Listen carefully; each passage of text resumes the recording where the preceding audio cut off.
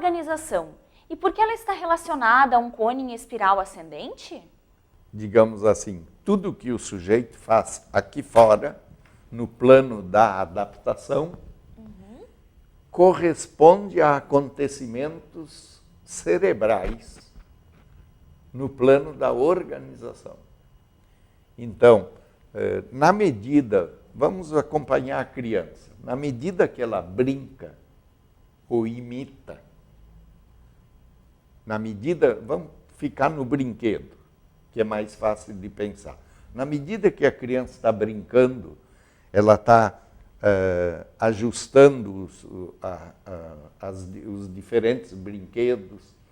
Vamos pegar um exemplo de carrinhos. Na medida que a criança pega os carrinhos e enfileira eles, esta fileirinha aqui vai ser elaborada pelo cérebro como uma coisa, produto da ação da criança de seriar. E quando ela compõe toda uma organização de carrinhos,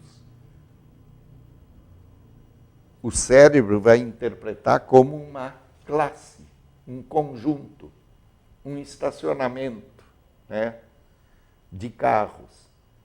Então, esta organização que a criança vai produzindo aqui fora, e no livro Tomada de Consciência ele diz que a ação tem êxito precoce com relação à compreensão, então a ação consegue êxito muito antes da compreensão daquela ação e de como o sujeito faz para conseguir aquele êxito, né? Então, a criança brincando, ela produz organizações aqui fora e o cérebro acompanha essas ações e registra essas ações em forma de organização, que é produto de acomodações, né? Ela está assimilando o meio e o sistema todo vai produzindo acomodações para dar significado, porque o que a criança procura é significado. Ela não sabe disso, mas ela faz isso. Então, vamos acompanhar essas fileirinhas e essas configurações, que são séries, seriações e classificações. Vê que lá por volta dos 5 anos, ou dos 5 anos em diante, o Piaget coloca a média dos 7 anos, aparece uma capacidade que é de número. E não se confunde com o uso dos nomes dos números. Por exemplo, uma criança de 3 ou 4 anos pode estar dizendo 1, 2, 3, 5, 9. Não, é de compreender que existe uma ordem e uma classe, sem, claro, usar esses termos. É compreender que existe uma lógica nos números e que eu não posso fazer uma contagem de 1, 2, 5, 7, 9, 14. Mas é 1, 2, 3, 4, 5, tem uma sequência e tem um conjunto. É quando isto acontece, por que isto aconteceu? O Piaget diz o seguinte: isto aconteceu porque aquelas fileirinhas e aquelas configurações se fundiram numa nova organização cerebral, gerando a noção de número, que é uma noção de quantidade. Então, vê como é que são esses processos. A noção de número não surge gratuitamente. Ela surge em função da criança de organizar, né? De organizar o seu meio. Então, esse trabalho de adaptação aqui fora tem o equivalente organizador no cérebro. E aí é que aparecem estruturas. Por exemplo, o número é uma estrutura, é uma organização em forma de estrutura cognitiva. totalmente ligado à ação. Se a criança não brinca, ela não consegue fazer isso.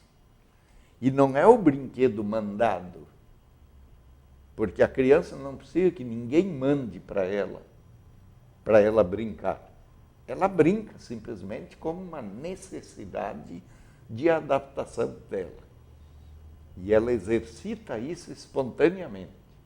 E o brinquedo tem que ter preservado esta capacidade que é a espontaneidade.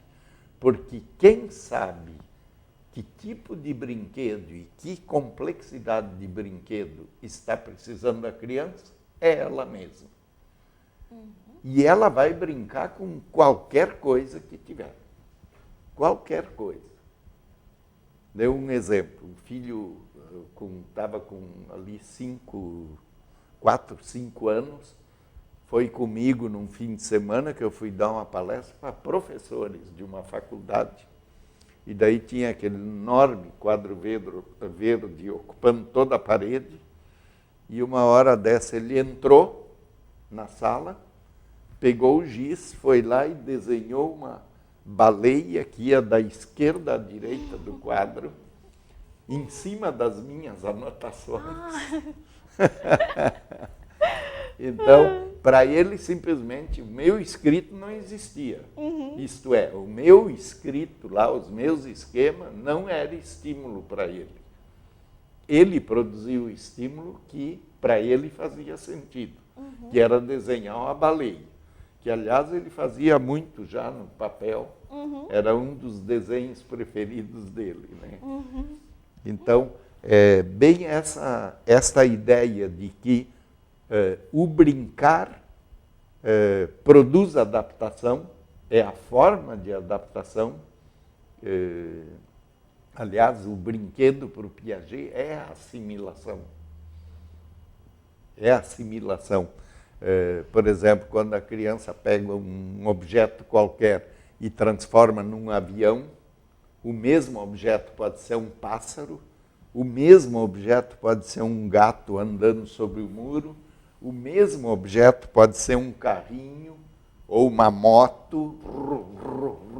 Né? Então, ele assimila qualquer coisa a qualquer coisa. É a assimilação. Uma assimilação que, durante um tempo, ela se sobrepõe às acomodações. Então, assimila por assimilar. Assimila pelo prazer de assimilar. E isso faz parte do desenvolvimento. E a criança precisa disso. E ninguém sabe exatamente o que ela está precisando no momento. A gente só sabe observando. Aí um dos equívocos dos adultos é o dar brinquedo para a criança. Os adultos costumam dar brinquedo para a criança de acordo com as expectativas deles e não da criança. Então, em festa de aniversário, eu tenho visto muito isso. As crianças ganhando brinquedos, tem brinquedos que simplesmente não são considerados, são escanteados completamente. Por quê? Porque aquele brinquedo não responde, naquele momento, àquela criança. Pode responder às expectativas dos pais ou dos adultos que deram brinquedo, mas não da criança. Então, eu acho que, agora olhando sob o ponto de vista dos educadores, os educadores sempre deveriam estar atentos ao que a criança ou o adolescente está fazendo. O que para ele tem sentido, não tem sentido. O que para ela é importante, não é importante. Se a gente não tem esse foco na observação, a gente comete os maiores contrassensos educativamente. Por quê? Porque está propondo ou frequentemente impondo coisas que não responde às necessidades daqueles indivíduos naquele momento. Então, essa é uma das coisas que eu acho extremamente importante, sob o ponto de vista educacional, que o Piaget nos ensina.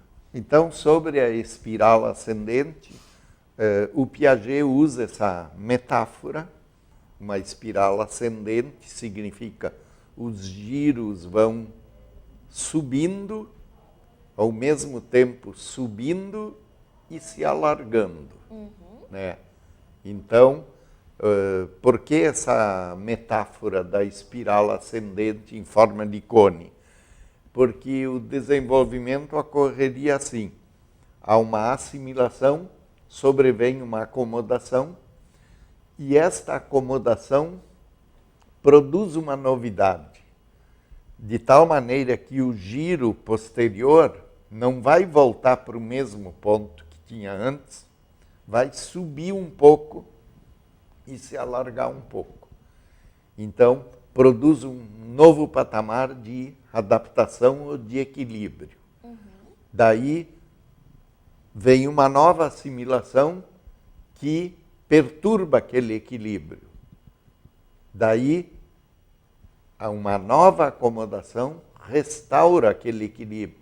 Só que para restaurar tem que fazer alguma coisa nova. E fazer essa coisa nova, acomodar, significa modificar o esquema assimilador. Então, a espiral se alargou mais e subiu um pouco. E assim, digamos, ad infinitum, ou indefinidamente, melhor dito. Né? Isso ocorre com o sujeito durante toda a sua vida. Isso é para a vida toda. Não é só o Piaget estudou do nascimento ao ingresso da vida adulta. Ou seja, 15, 16 anos, quando, na suposição dele, o indivíduo está em condições de ingressar no mundo adulto. Talvez hoje já tenha uma defasagem nesse sentido de que a sociedade atual exige muito mais dos adolescentes do que no tempo que o Piaget representava. Então, a espiral mostra esse movimento do processo adaptativo do conhecimento. Quer dizer, a cada nova acomodação corresponde uma pequena melhora dos esquemas assimiladores. Seja lá que esquema for. Porque os esquemas assimiladores são numerosos. Por exemplo, um esquema linguístico, um esquema de linguagem, um esquema de formação de frases, de falas, de escritas ou coisa assim. A cada novo desequilíbrio sobrevém uma acomodação restaurando o equilíbrio, porém, para restaurar o equilíbrio tem que construir uma novidade. E com isso, essa espira vai de um começo modesto, né? Ela vai se alargando progressivamente e sempre subindo e se alargando. Essa é a metáfora que o Piaget usa para o desenvolvimento cognitivo. Então, olhando sob o ponto de vista do neurocientista, a cada nova adaptação cognitiva, o cérebro não é o mesmo. E como disse uma vez um neurocientista, ele disse, se você abrir a caixa craniana hoje e daqui a 2 anos abrir de novo, a paisagem que você vê ali se mudou muito, não é a mesma. Então, fisicamente o cérebro se modifica.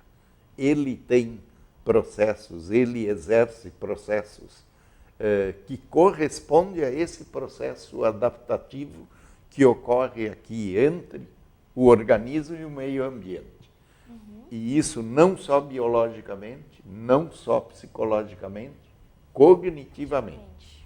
E o psicologicamente e cognitivamente estão profundamente amarrados. Vão surgindo provocações, o sujeito vai resolvendo essas provocações e esse espiral vai ascendendo cada vez mais. E a instituição social que tem por função fazer essas provocações Eu usaria melhor o termo que eu acho que melhor expressa uma pedagogia originária da epistemologia do Piaget e da psicologia do Piaget, é desafiar.